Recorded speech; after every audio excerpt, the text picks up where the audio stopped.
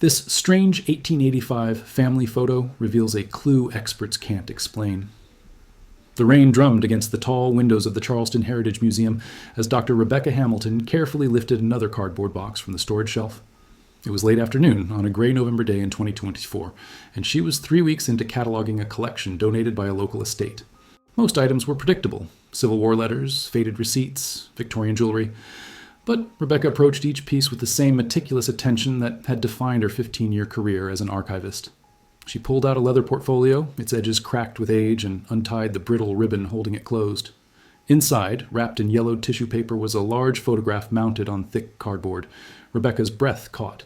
The image showed 6 people, a black family dressed in formal Victorian attire standing in front of a modest but well-built wooden house. The photograph was remarkably well preserved, the sepia tones still rich and clear. Rebecca carried it to her workstation and positioned it under the LED magnifying lamp. The family consisted of a man and woman, likely in their 30s, and 4 children ranging from perhaps 6 to 16 years old.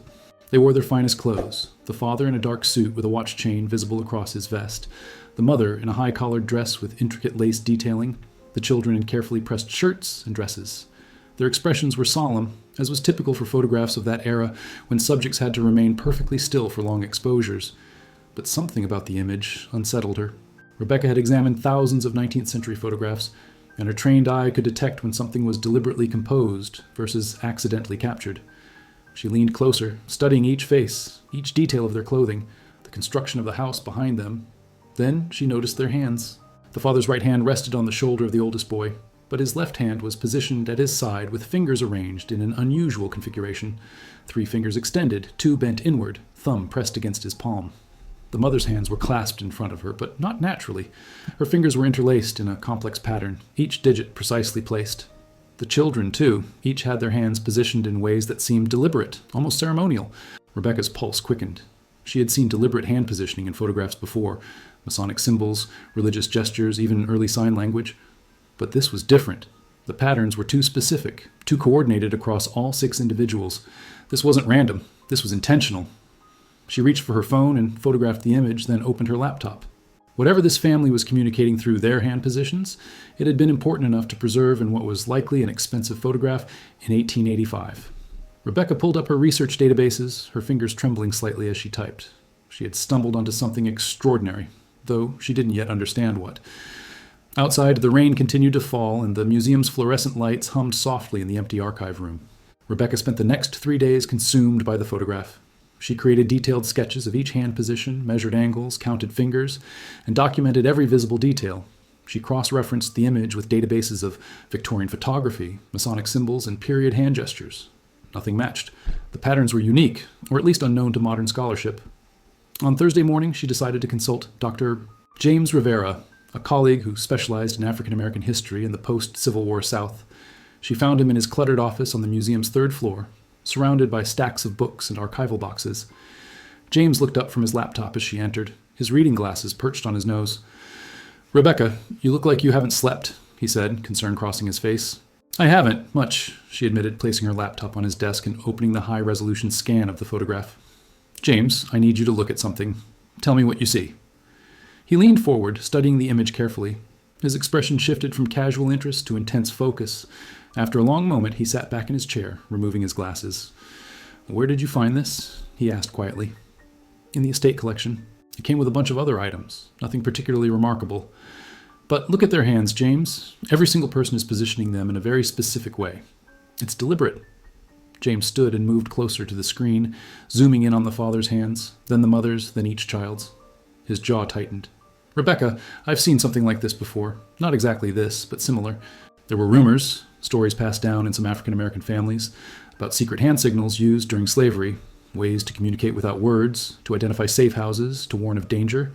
Most historians dismissed them as folklore because there was never any physical evidence." Rebecca's heart raced. "But this is evidence?" "This might be evidence," James corrected carefully. "We need to be certain before we make any claims. But if this is what I think it is, you've found something that could change how we understand communication networks among enslaved people and their descendants." He pulled a book from his shelf, flipping through pages until he found what he was looking for. It was a collection of oral histories from formerly enslaved people, compiled in the 1930s. One passage, highlighted in yellow, described finger talk, used on plantations to coordinate escape attempts.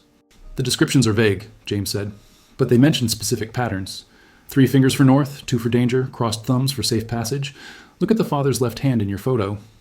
Rebecca looked, 3 fingers extended. Her skin prickled with excitement and disbelief. We need to find out who this family was, she said. The back of the photograph's mounting board provided their first real lead. In faded pencil, someone had written, "The family, Charleston, 1885. No names, no street address, just those 4 words. But it was enough to begin. Rebecca and James spent the following week immersed in Charleston's historical records. They started with the 1880 and 1890 census data, searching for black families with 4 children living in Charleston during that period. The task was overwhelming. Hundreds of families fit that basic description. The city had a significant African American population in the post-Reconstruction era, many of them former slaves who had stayed in the region or migrated from nearby plantations. They narrowed their search by focusing on families with some economic means, since the photograph itself suggested prosperity. The clothing, the house, the ability to afford a professional photographer all indicated that this family had achieved a level of financial stability uncommon for black families in 1885 South Carolina, just 20 years after the end of slavery. Rebecca discovered property records that helped refine their search. She found deed transfers from the 1880s showing black families purchasing land in specific Charleston neighborhoods. One area, near the historic district but slightly removed from the wealthiest white sections, showed a cluster of such purchases between 1882 and 1887. Meanwhile, James contacted elderly members of Charleston's African American community, asking if anyone had family photographs or stories from that era. One woman, Mrs. Eleanor Washington, invited them to her home in the East Side neighborhood. She was 92 years old, sharp-minded, and keeper of her family's history. Her living room was filled with photographs spanning generations. She served them sweet tea and listened carefully as Rebecca explained what they had found. My grandmother told me stories, Mrs. Washington said slowly, her voice still strong despite her age. She was born in 1890, so she would have been a child when your photograph was taken. She talked about families who kept secrets, who knew things from before freedom. She said some people could talk with their hands, and only certain people understood. Rebecca leaned forward. Did she ever describe how it looked? The hand signals? She showed me once when I was very young. I didn't understand it then, and I'd forgotten most of it. Mrs. Washington paused, her gnarled hands resting in her lap. But I remember she said it was dangerous knowledge, that people died protecting it, and people were saved by knowing it. James asked gently, did your grandmother ever mention specific families?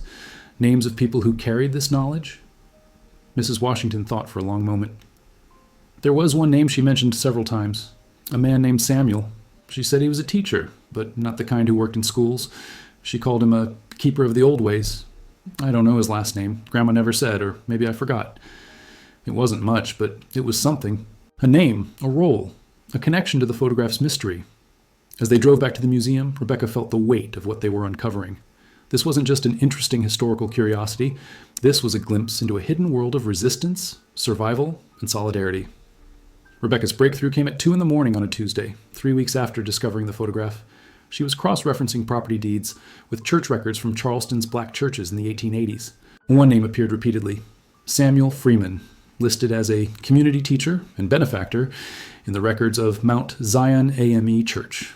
She pulled up the property records again. In 1883, a Samuel Freeman had purchased a modest plot of land on Cumming Street, in the same neighborhood cluster she had identified earlier.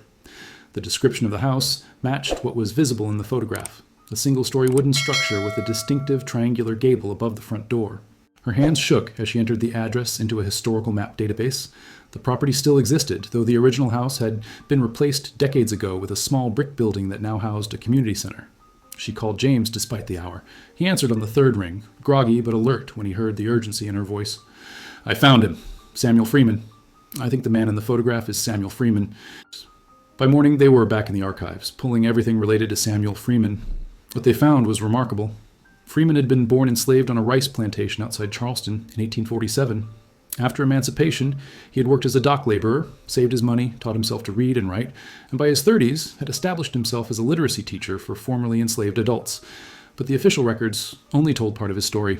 In the church archives, they found something else. Letters between Freeman and other community leaders, written in careful, formal English, discussing educational initiatives and community welfare programs.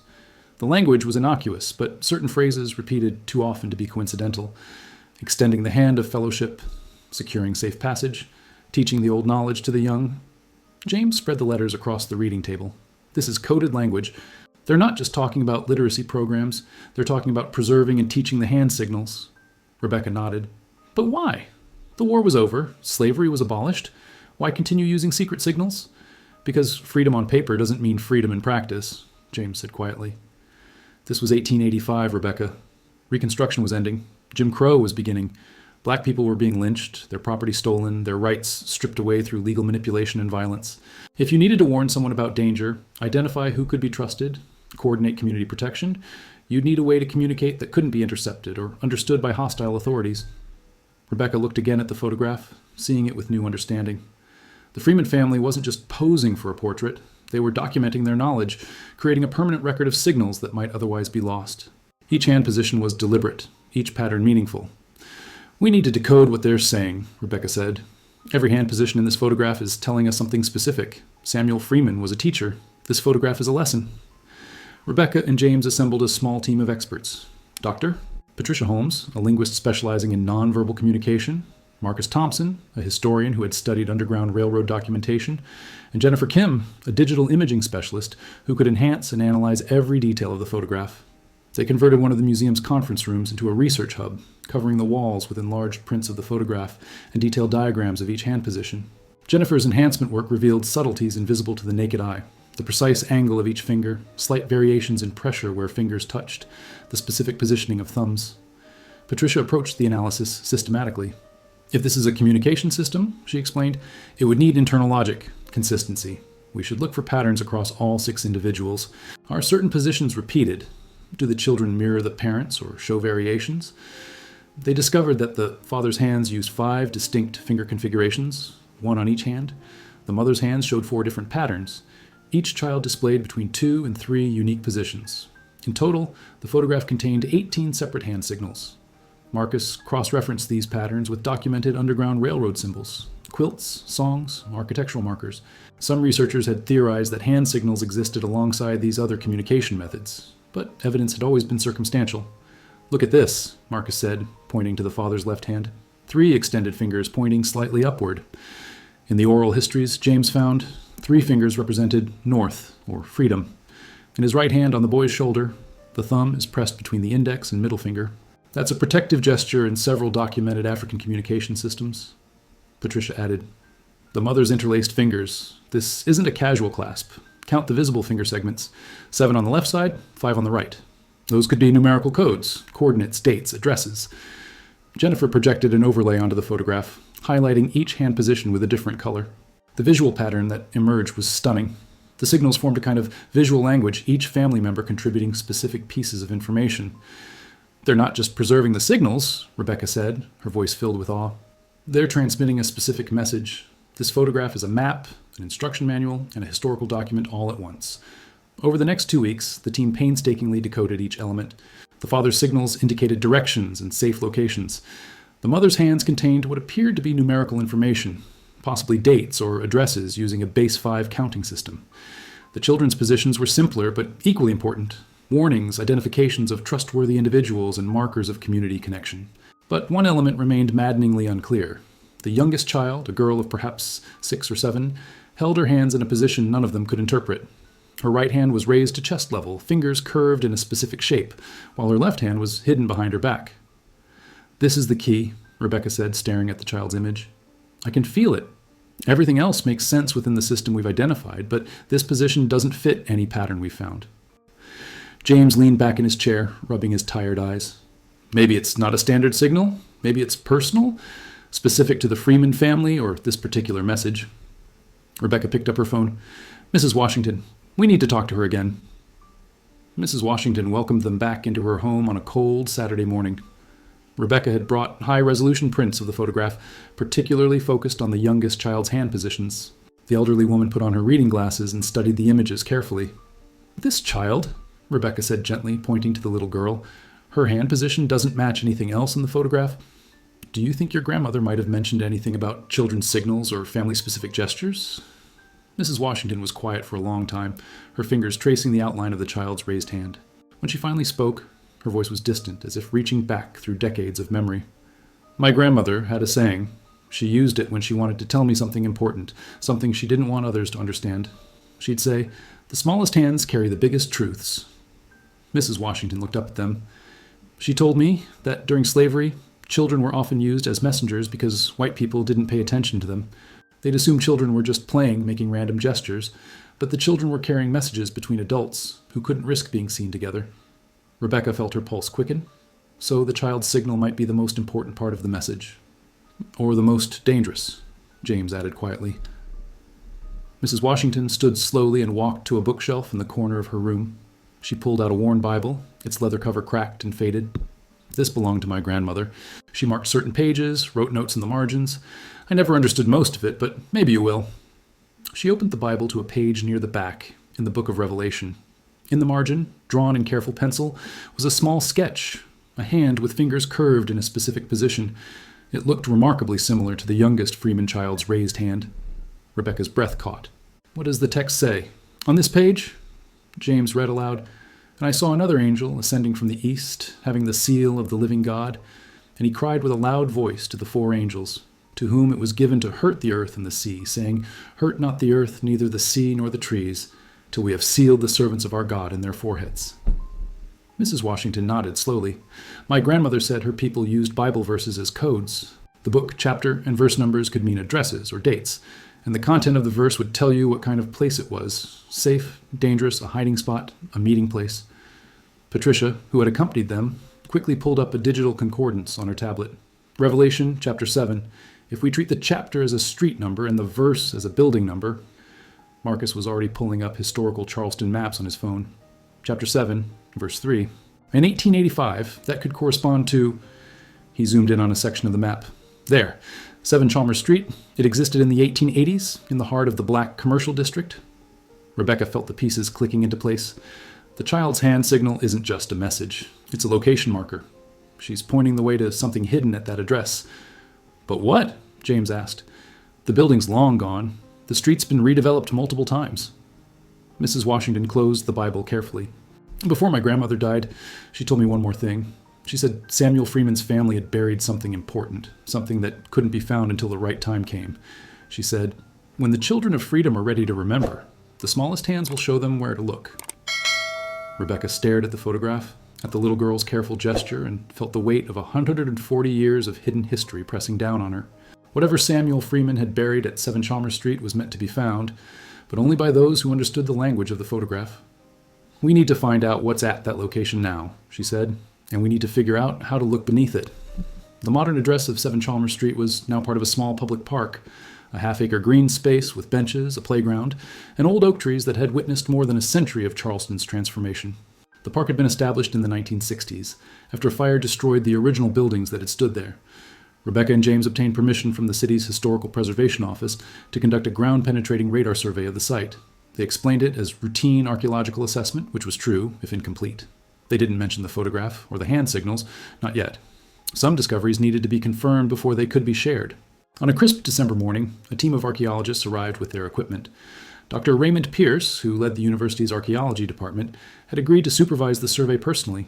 He was a careful, methodical man in his 50s who treated historical sites with the reverence they deserved. "What exactly are we looking for?" Raymond asked as his team set up the GPR equipment.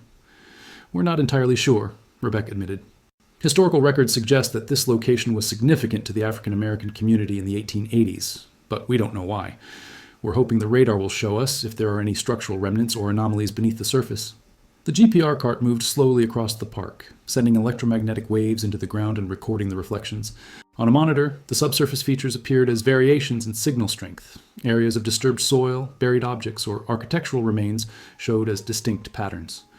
For the first 2 hours, they found exactly what they expected: the foundations of the 19th century buildings, some buried utilities, and the typical archaeological debris of an urban site. But then, in the northeastern corner of the park, beneath a particularly large oak tree, the radar detected something different. "That's unusual," Raymond said, studying the monitor.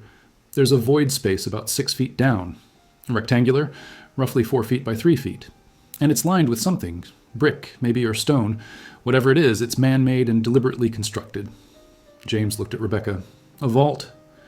Or a hiding place," she said quietly. Raymond frowned.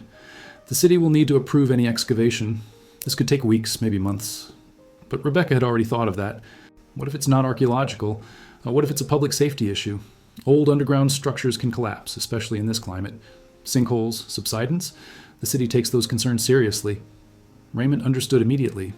I'll file a report recommending immediate investigation of a potential structural hazard. That should expedite approval. 3 days later, the excavation began. They erected a small tent over the site to provide privacy and protection from the elements.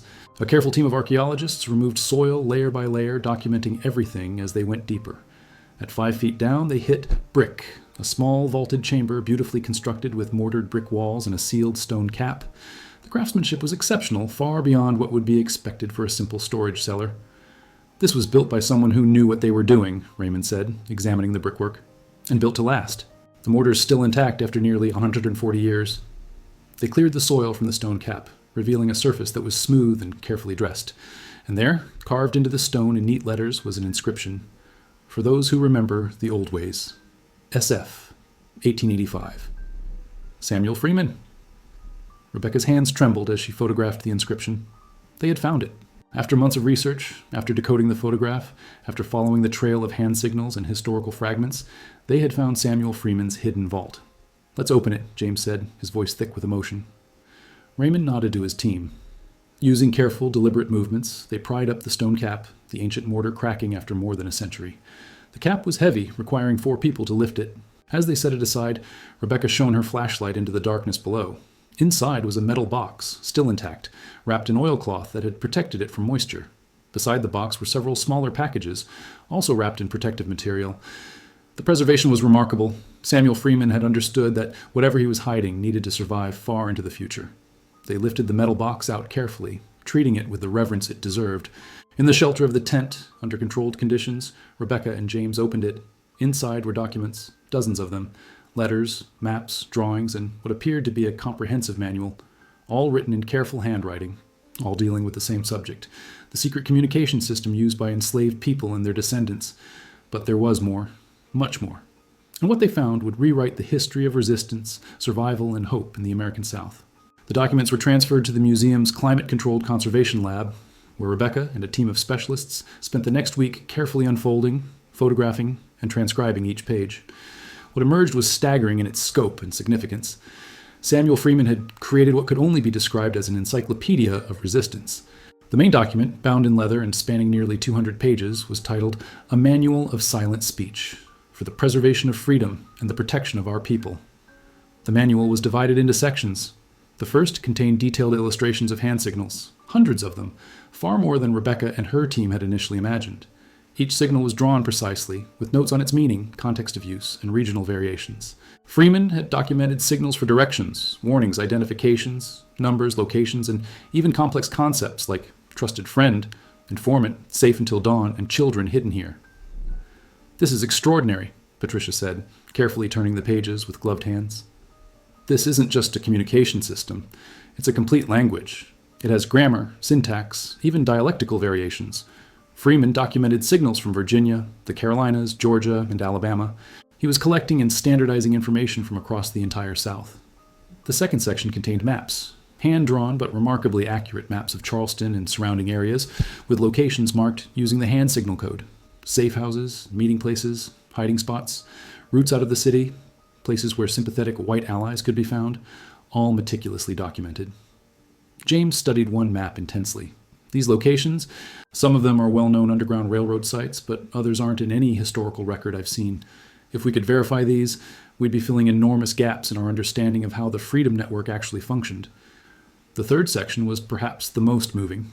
It contained personal testimonies, stories written by formerly enslaved people describing how the hand signals had saved their lives, reunited families, or enabled escapes. Freeman had collected these stories, he explained in an introduction, so that future generations might understand the courage and ingenuity of those who fought for freedom with nothing but their hands and their will. One testimony, written by a woman named Hannah, described how she had used hand signals to communicate with her children who had been sold to a different plantation 12 miles away.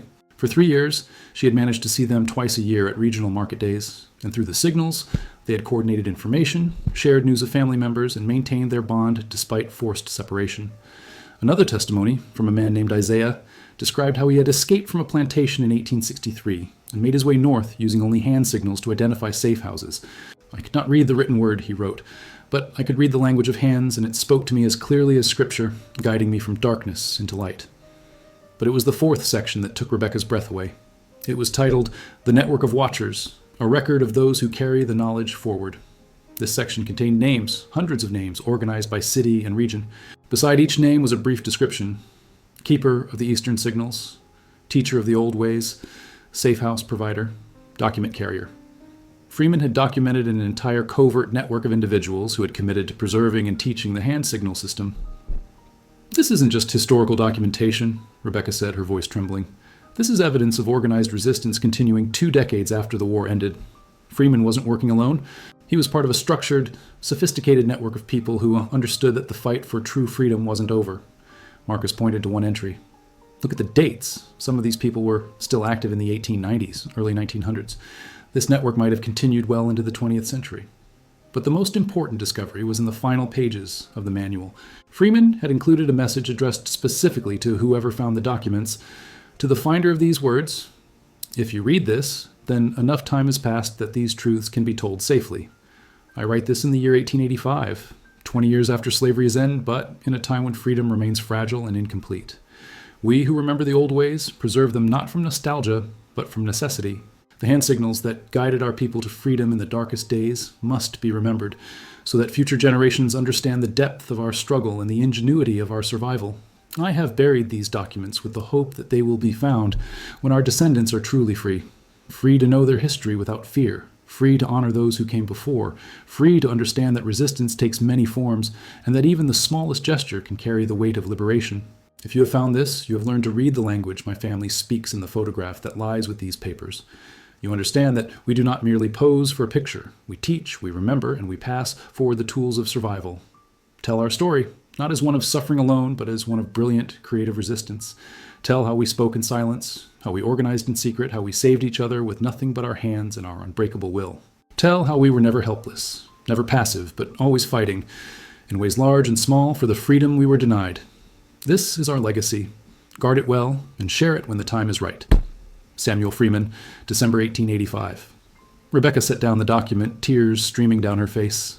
The photograph, which had seemed like a simple family portrait, was revealed as something far more profound, a deliberate act of historical preservation, a teaching tool, and a message sent across 140 years to the descendants of those who had lived through America's darkest chapter. The team knew they couldn't keep this discovery to themselves, but they also understood the responsibility that came with it. These weren't just historical artifacts, they were sacred knowledge, passed down through generations of suffering and survival. Before going public, they needed to consult with the descendants of the families mentioned in Freeman's documents. James took the lead in this effort. Using genealogical databases and working with local African American historical societies, he began tracing the descendants of the names listed in Freeman's network. It was painstaking work, following family lines forward, through census records, birth certificates, marriage licenses, and death records. Over the next 2 months, they identified and contacted 73 living descendants of people named in Freeman's documents. The responses varied. Some families had vague oral histories that suddenly made sense. Others had no idea their ancestors had been part of this network, and a few had been specifically waiting, across generations, for this knowledge to resurface. One of those families was the descendants of Samuel Freeman himself. His great-great-granddaughter, Maya Freeman, lived in Atlanta and worked as a civil rights attorney. When James called to explain what they had found, there was a long silence on the other end of the line. "I need to come there," she finally said. "My grandmother told me stories. She said someday someone would find Grandpa Samuel's treasure. I thought it was just a family legend." Maya arrived in Charleston 3 days later. She was in her 60s, tall and dignified, with her ancestors' same penetrating gaze visible in the old photograph. Rebecca and James met her at the museum after hours, giving her privacy to see the documents for the first time. Maya stood before the photograph of her ancestors, tears running down her face. "I've seen copies of this picture my whole life," she said softly. "It hung in my grandmother's house, then my mother's house, then mine, but no one alive could tell me what it meant. Grandma would say, 'They're talking with their hands,' but she didn't know what they were saying. The knowledge got lost sometime in the early 1900s. Rebecca showed her the manual, the maps, the testimonies. Maya read her great-great-grandfather's final message, her hands shaking as she turned the pages. "He wanted us to remember," she whispered. "Not just what was done to us, but what we did for ourselves, how we resisted, how we protected each other, how we survived." Other descendants had similar reactions. Mrs. Washington's family discovered that her grandmother had indeed been taught some of the hand signals as a child and had been trying, in her own way, to preserve that knowledge through her cryptic Bible notes and careful stories. A man named Thomas Jefferson, no relation to the president, learned that his great-great-grandfather had been one of Freeman's document carriers, responsible for transporting encoded messages between Charleston and Columbia using the hand signal system. Thomas was a professor of African American studies at a university in North Carolina, and he wept as he read his ancestors' testimony about narrowly avoiding a lynch mob by using hand signals to identify a sympathetic white shopkeeper who hid him. The families gathered in Charleston in late February 2025 for a private viewing of the complete archive. More than 40 people crowded into the museum's community room, representing multiple generations. The youngest was a 6-year-old girl, the oldest a 97-year-old man whose grandfather had known Samuel Freeman personally. Rebecca and James presented their findings, explaining how the photograph had led them to the buried vault, how they had decoded the hand signals, and what the documents revealed about the sophisticated resistance network that had operated across the South. When they finished, Maya stood to speak. "Our ancestors were brilliant," she said, her voice strong and clear. "They took the most basic human tool, their hands, and turned it into a weapon of liberation. They created a communication system so subtle, so hidden in plain sight, that it went undetected for generations. And Samuel Freeman had the foresight to preserve it, to send it forward to us, so we would know." She turned to look at the photograph of her family. "He's still teaching us, even now. Still showing us that resistance is creative, that survival is an art, and that our people never stopped fighting for freedom, even when the world tried to break them." The room was silent except for quiet weeping.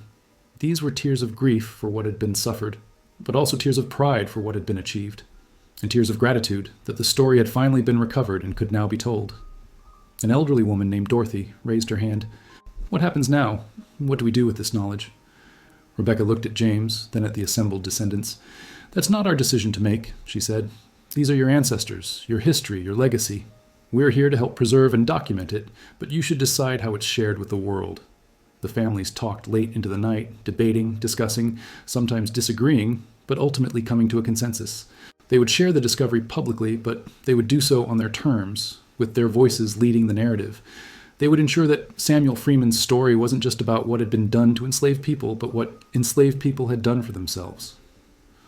On March 15, 2025, the Charleston Heritage Museum held a press conference that made international headlines. The room was packed with journalists, historians, educators, and members of the African American community. Television cameras lined the back wall, and the event was live-streamed to audiences around the world. Maya Freeman stood at the podium, flanked by Rebecca, James, and a dozen other descendants of the families named in Samuel Freeman's documents. Behind them, projected on a large screen, was the 1885 photograph, the image that had started everything. "My name is Maya Freeman," she began, "and I stand before you as the great-great-granddaughter of Samuel Freeman, a man who was born into slavery in 1847 and died a free man in 1912. Today, we share with you a discovery that changes how we understand American history, the lived experience of enslaved and formerly enslaved people, and the sophisticated methods of resistance that helped our ancestors survive and fight for freedom." She explained the photograph, the hand signals, the buried vault, and the documents that had been preserved for 140 years. As she spoke, images appeared on the screen. Pages from Freeman's manual, maps marked with safe houses, testimonies written in careful handwriting by people who had lived through slavery and its aftermath. "For too long," Maya said. "The story of enslaved people has been told as one of passive suffering. We've been taught that our ancestors simply endured, that they waited for others to free them. But this discovery proves what many of us have always known in our hearts. Our people never stopped fighting. They fought in ways loud and quiet, visible and invisible. They created languages that couldn't be suppressed, networks that couldn't be destroyed, and methods of communication that operated right under the noses of those who tried to control them."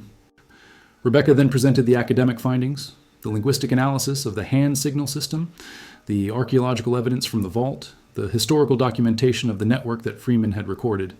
She explained how this discovery filled gaps in the historical record and provided concrete evidence for practices that had previously existed only in oral tradition. "This isn't just a feel-good story about finding old documents," Rebecca said firmly. "This is evidence of organized resistance, of community protection networks, of deliberate historical preservation by people who understood that their experiences needed to be recorded. Samuel Freeman was a historian, an educator, and an activist who used the tools available to him to ensure that this knowledge wouldn't be lost." The press conference lasted 2 hours, with questions from journalists, comments from other descendants, and presentations from the various experts who had worked on the project. The tone was celebratory, but also serious. This was history that needed to be understood in its full complexity, neither romanticized nor oversimplified. In the weeks that followed, the story spread globally. Major news outlets ran features on the discovery. Academic journals published papers analyzing different aspects of the hand signal system. Museums around the country requested loans of materials for exhibitions. Documentary filmmakers arrived in Charleston to tell the story. But perhaps the most meaningful response came from ordinary people, especially Black Americans, who saw in Samuel Freeman's story a reflection of their own family histories, their own ancestors' struggles and triumphs. Schools began teaching about the hand signals as part of African American history curricula. Community groups organized workshops to learn the signals, preserving them for future generations. The photograph itself, which had been stored in a box for decades, was now properly conserved and displayed in the Charleston Heritage Museum's main gallery. Visitors stood before it daily, studying the hand positions, reading the accompanying explanations, and connecting with a family that had lived 140 years ago but whose message still resonated.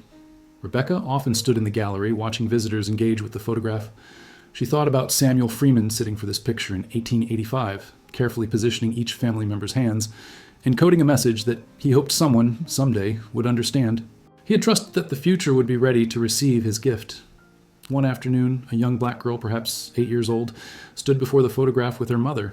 The child studied the hands carefully, then tried to replicate the youngest Freeman child's signal. "Why did they do this, Mama?" the girl asked. Her mother knelt beside her.